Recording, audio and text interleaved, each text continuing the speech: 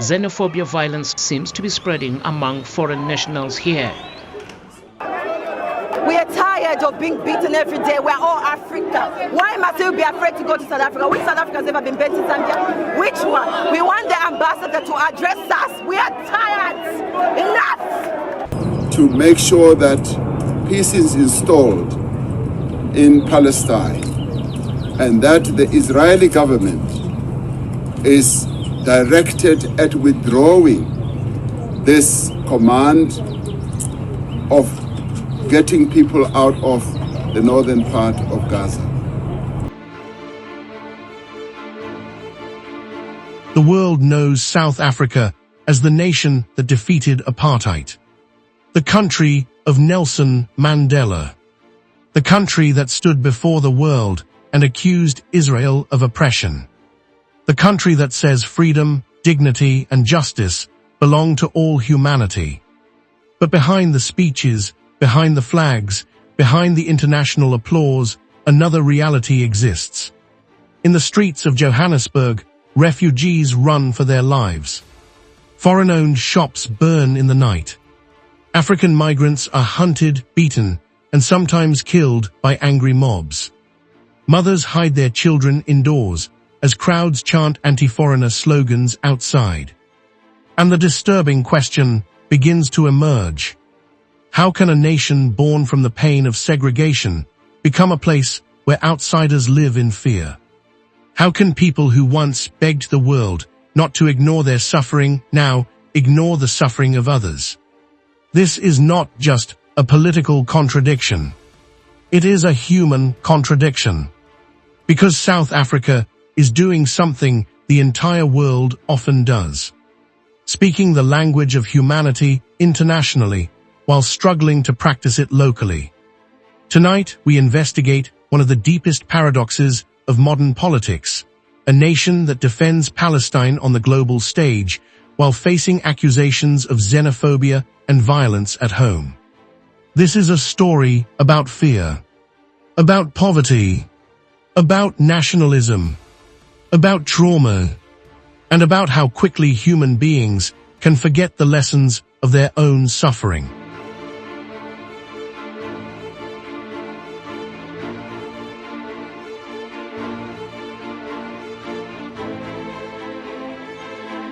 There are few countries on earth whose moral voice carries the historical weight of South Africa. Unlike many nations that speak about oppression from a distance, South Africa speaks from experience. The country survived one of the most brutal systems of racial segregation in modern history, apartheid, a system designed to strip black South Africans of dignity, movement, opportunity, and political existence. Millions suffered under laws that divided human beings by race. Entire communities were displaced, families were separated, resistance was crushed through imprisonment, torture, and violence. Because of this painful history, South Africa emerged after 1994 not only as a democracy, but as a symbol of liberation itself. Around the world, people saw the country as proof that justice could eventually defeat oppression. For this reason, South Africa's support for Palestine feels natural to many of its citizens. The parallels between apartheid-era South Africa and Palestinian suffering are deeply emotional for those who lived through racial segregation. Many anti-apartheid veterans openly say they recognize familiar patterns in checkpoints, military occupation, restrictions on movement, and unequal systems of control. Nelson Mandela himself once declared that South Africa's freedom would remain incomplete without the freedom of Palestinians. Over time, support for Palestine became more than foreign policy, it became part of South Africa's moral identity. When South Africa accused Israel of violating international law, millions across Africa, the Middle East, and the developing world applauded. To many, South Africa became the conscience of the oppressed.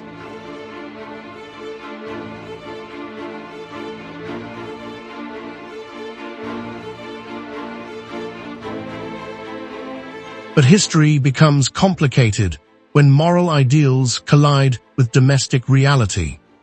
Because while South Africa speaks powerfully about justice on the world stage, another story has been unfolding inside its own borders, a darker and deeply uncomfortable story involving xenophobia, refugee violence, and growing hostility toward African migrants. Over the past 2 decades, waves of anti-foreigner attacks have repeatedly shaken the country.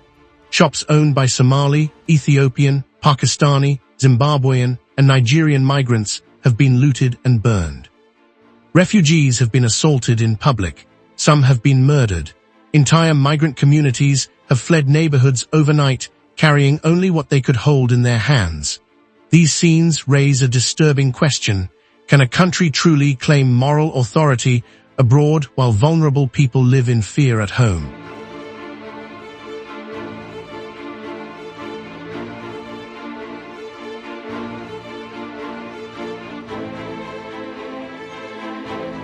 To understand why this contradiction exists, we must first examine the enormous pressures facing South African society itself. The end of apartheid brought political freedom, but economic freedom proved far more difficult to achieve. While a small black middle and upper class emerged after 1994, millions remained trapped in poverty. Unemployment stayed dangerously high, especially among young people. In many communities, hopelessness slowly replaced the optimism that followed liberation.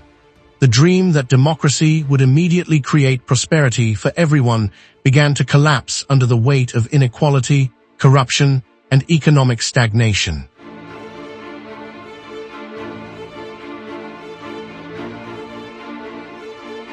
Today, South Africa remains one of the most unequal societies on earth. Luxury neighborhoods exist beside vast informal settlements where families struggle daily for survival. Millions of young people grow up without stable work opportunities, creating frustration and anger that intensify year after year.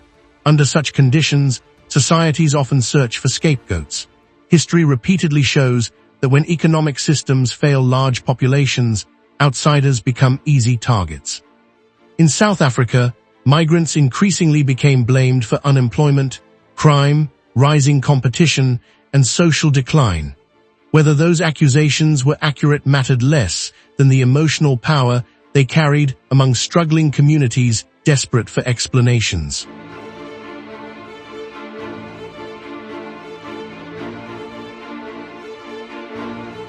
Foreigners are often accused of stealing jobs or dominating local businesses.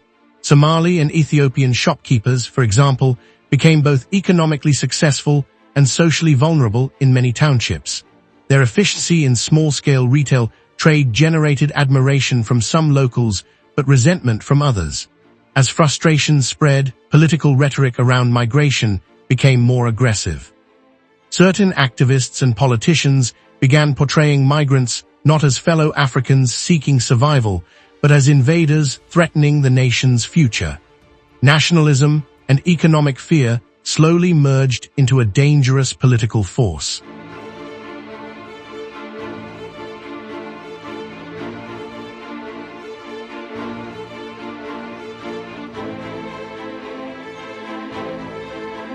Yet economics alone cannot explain the intensity of the violence. South Africa also remains psychologically haunted by its past. Apartheid was not merely a political system, it was a system of daily humiliation and normalized violence. Generations grew up under fear, brutality, and division. Even after apartheid officially ended, the trauma remained embedded inside communities. Societies emerging from historical oppression often carry unresolved anger for decades. Sometimes that anger turns inward, sometimes it seeks new enemies, and sometimes victims of one form of injustice unknowingly reproduce other forms of exclusion against vulnerable groups.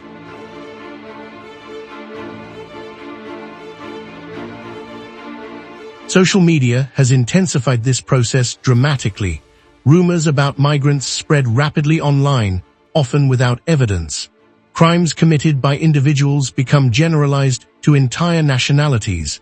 Emotional videos and inflammatory speeches circulate faster than facts.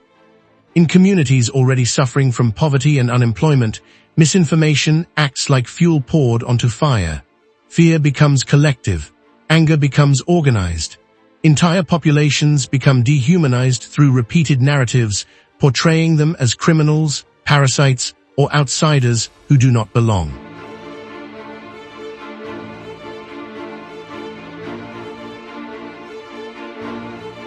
But But perhaps the most important truth is this: the South African paradox is not uniquely South African.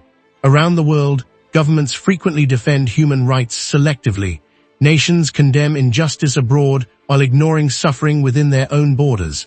Powerful countries speak about democracy while supporting wars. States criticize racism while mistreating migrants and refugees. In this sense, South Africa reflects a larger human contradiction: the tendency to apply morality inconsistently depending on politics, identity, and emotional loyalty.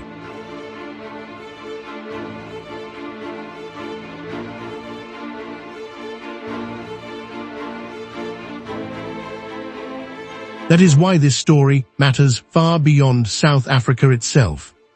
Because at its core, this documentary is not only about Palestine, refugees, or xenophobia. It is about the fragile nature of human solidarity. It is about how quickly fear can overpower empathy. It is about how suffering does not automatically produce compassion.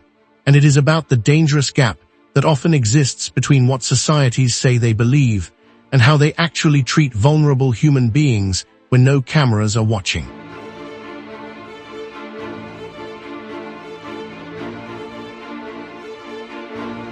The uncomfortable truth is that history does not permanently immunize societies against hypocrisy. A nation that once fought oppression can still produce exclusion. Victims can sometimes become participants in injustice.